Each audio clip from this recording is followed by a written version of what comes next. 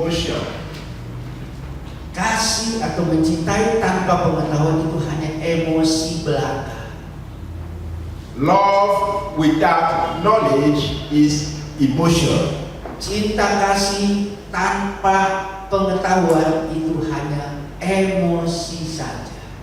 And that's the church today is filled with people who claim to love God. Itulah gak heran di gereja-gereja mereka ngaku aku cinta Allah, But they don't have 1 teaspoon of knowledge of the Word of God. tapi 1 sendok teh pun pengetahuan itu gak punya orang-orang yang mengaku aku cinta Allah di gereja-gereja. David loved God Daud mencintai Allah because David knew the Word of God. karena Daud mengenal firman Allah. David said in Psalm 42, Daud katakan dalam Mazmur 42, 42, as the deer pants for water, sebagaimana rusa merindukan air in the desert, di tengah padang belantara, so is my heart panting for the Word of begitu God. juga hatiku rindu akan firman-Mu Tuhan. The more we study the Word of God, Semakin kita belajar firman Allah, the more we come to love God. makin kita mengasihi Allah kita.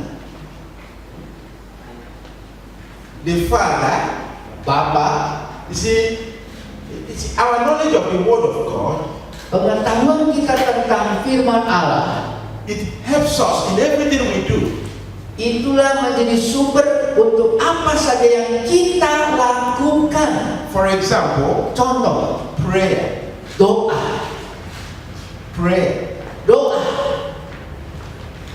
I have heard many people pray, Saya banyak dengar orang-orang berdoa, oh dear Holy Ghost, oh, yang ku kasih Roh Kudus. wrong number, Salah alamat, Mas. wrong telephone number, Salah wesel teleponnya. B, Salah nomor, salah huruf acara. busy signal, busy signal. Sinyalnya sibuk, It's not going through. nggak tembus. Your prayer is, dear Holy Ghost, Oh, yang ku kasih Roh Kudus. wrong signal. Salah sinyalnya, Mas. Mbak. And yet you say, dear, oh Lord Jesus, Oh, Tuhan Yesus. wrong signal. Juga salah sinyalnya. Roh Kudus menempati, menguasai jiwanya, hidupnya, To produce wisdom. dan dari situ menghasilkan hikmat. The wisdom is not coming from Bezaliah. Hikmat yang asalnya bukan dari pribadi Baselia, It's coming from the Holy Spirit. tapi asalnya dari Roh Kudus. To give him knowledge. Untuk memberikan pengetahuan.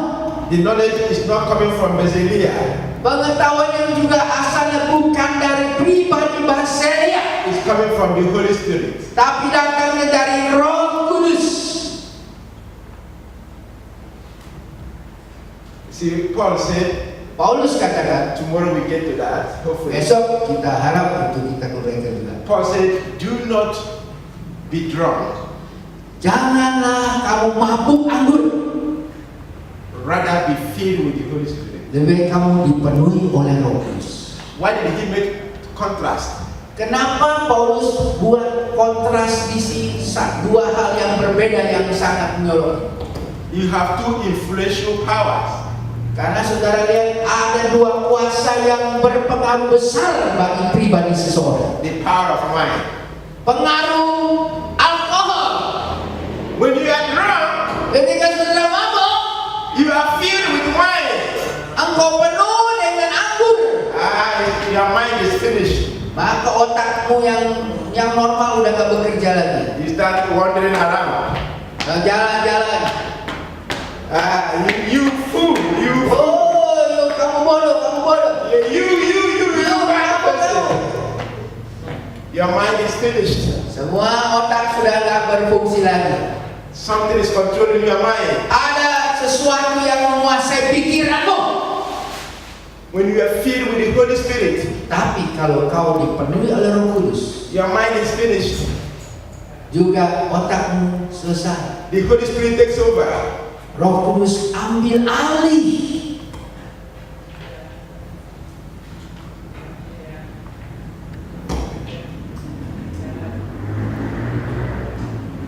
That's why Zechariah said, not by might, Karena itu Zakaria katakan bukan karena perkasaanku, not by power, bukan karena kuasaku, but by my spirit. tapi oleh Rohku. Let's take a break. Ya, kita istirahat dulu sejenak. About 15 minutes Ya, break. 15 menit kita istirahat. And then we'll continue. Kita akan lanjutkan. Harap saudara nggak mabuk ya. Ini namanya belajar betul. Istirahat silakan, panitia. Apa ada minum atau aqua? Ada kopi, ada snack silakan untuk bawa.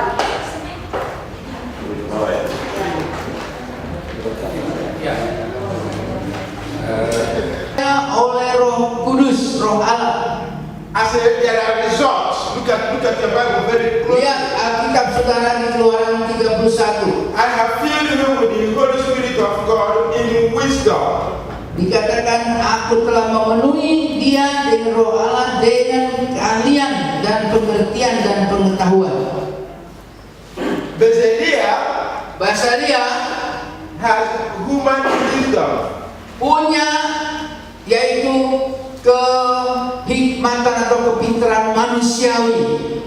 God replaced it Allah mengambil alih with divine wisdom. sehingga hikmat Allah yang memerintah dalam hidup Basalia.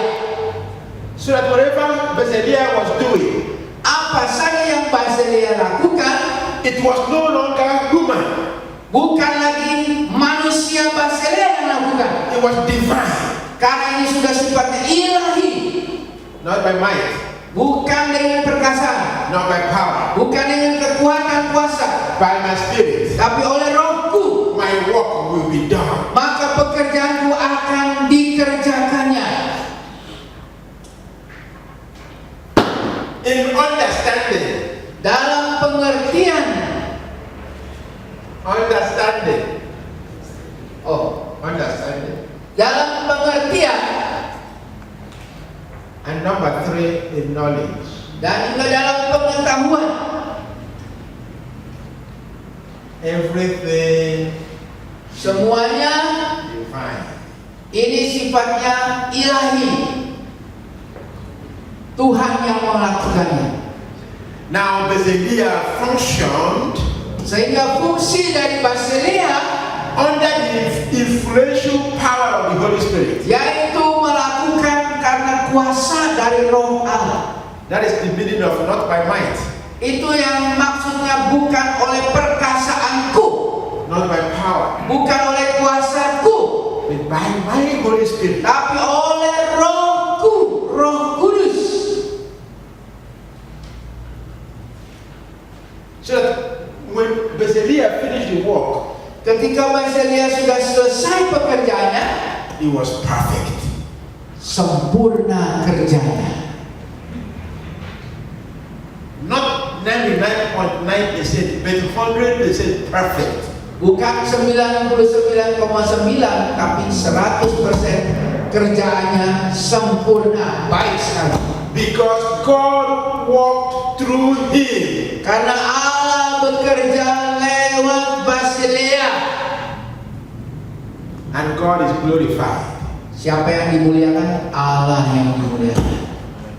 Not by what Basalia did, Bukan apa yang Basalia lakukan, but by what he did through Basalia. tapi apa yang Allah lakukan melalui Basalia pekerjaan itu. God is not impressed. God is not impressed. He's not impressed Allah tidak dalamnya itu hanya untuk dipuji. by what we do. Apa yang kita lakukan, God can never be impressed saudara, Allah tidak pernah bisa dipuji dengan apa yang kita lakukan. We can never impress God Kita tidak pernah bisa memuji Why? Kenapa? We are imperfect. Kita tidak sempurna. God is only impressed Allah hanya dipuji by what He does through us. melalui apa yang Dia kerjakan lewat kita, apa yang kita kerjakan. And it's perfect. Dan sempurna kerjaannya. See, when we understand the work of God, Jadi kalau kita mengerti pekerjaan Allah, it removes pride from us. maka seluruh kesombongan itu tidak pernah lagi muncul, hilang lenyap. There's no room for pride Tidak ada tempat lagi untuk sombong, because we are not the one who did it. karena bukan kita yang lakukan. God does it Allah yang lakukan lewat kita, through us. lewat kita. And therefore we receive the glory. Karena Allah berhak terima kemuliaan itu, It brings humility maka membawa kita jadi rendah hati, and then prepares us for blessing. sehingga buat untuk diberkati. Because God blesses humble people. Allah memberkati orang yang rendah hati. So there is no room going around and say, hey, see my work. Tidak ada tempat, tahu tak? Ini yang aku kerjakan, aku hebat, aku kerja. See this church. Lihat, gereja ini, It's me, it's me. ini aku. I am the one holding this. Aku yang lakukan dan melakukan pelayanan ini. No, Tidak, it's God Allah saudara, working through you lewat hidup saudara to fulfill His plan. untuk memenuhi rencana.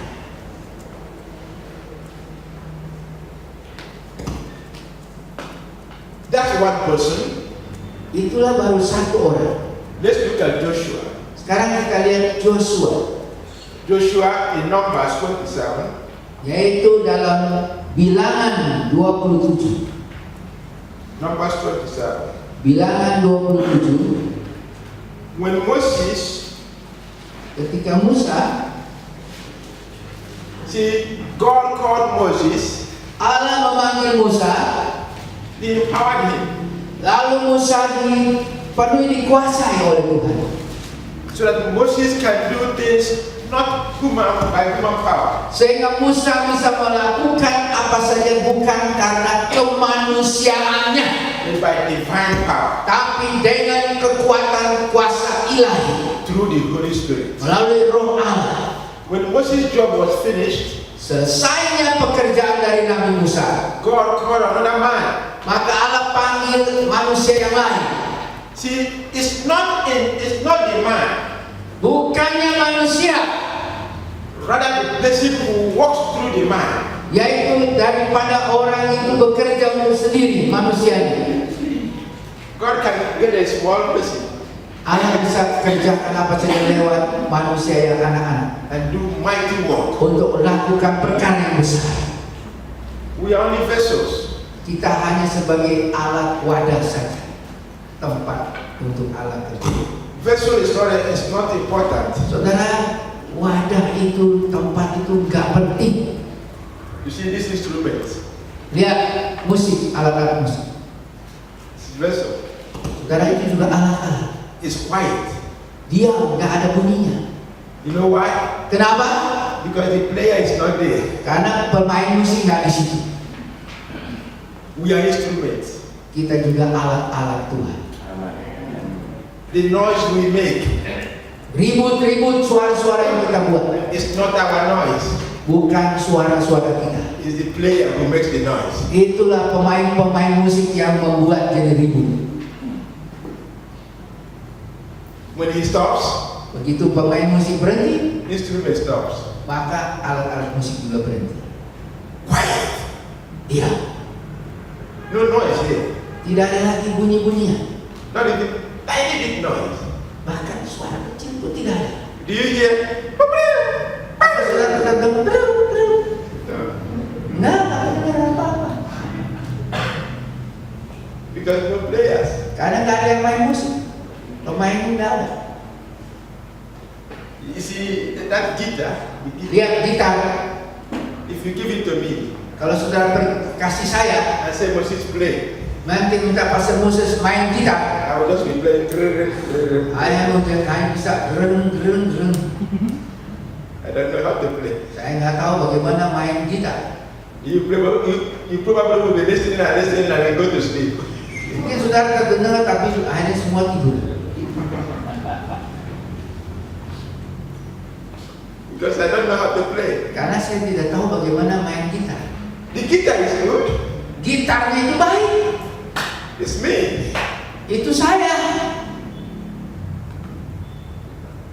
If somebody who knows how to play, Tapi kalau seseorang tahu bagaimana memainkan gitar and they play and play and play, dan dia mainkan, you just can't stop. So saudara nggak bisa berhentikan, saudara menikmatinya. it's not the guitar, Bukan gitarnya, it's the player. tapi pemain gitar itu. The same way with us. Sama juga dengan kita sekalian. It is God Itulah Allah sendiri who plays through us. yang memainkan melalui alat-alat, yaitu kita-kita ini. So when God called Joshua, Ketika Allah panggil Joshua, he knew that Joshua was just ordinary.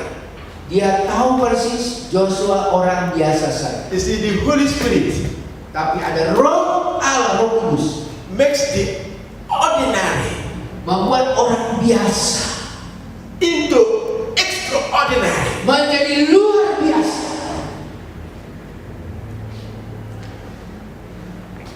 He takes a small man Dia ambil manusia yang kecil, and turns him into a giant. dia lakukan untuk menjadi raksasa. Look at David, Lihat tahu, small boy. anak kecil, God turns him into a giant. Allah ambil dia menjadi raksasa yang luar biasa. Not by might, Bukan dengan perkasa, not by human power, bukan dengan kekuasaan manusia, but through by Holy Spirit. tapi sungguh lewat Roh Kudus. So when he called Joshua Ketika dia panggil Joshua in Numbers dalam Bilangan 27 verse 18, pasal 27 ayat 18. Lalu Tuhan berfirman kepada Musa, ambillah Joshua bin Nun, seorang yang penuh roh, letakkanlah tanganmu atasnya. God called him Allah memanggil dia, Joshua, and empowered him with his Holy Spirit dan dipenuhi oleh Roh Kudus for special task. untuk tugas istimewa. He changed him. Dirubahnya Joshua, The Holy Spirit changed him Roh Kudus merubahnya dia, so that he can now have divine wisdom, sehingga dia memiliki hikmat ilahi divine knowledge. dan pengetahuan ilahi.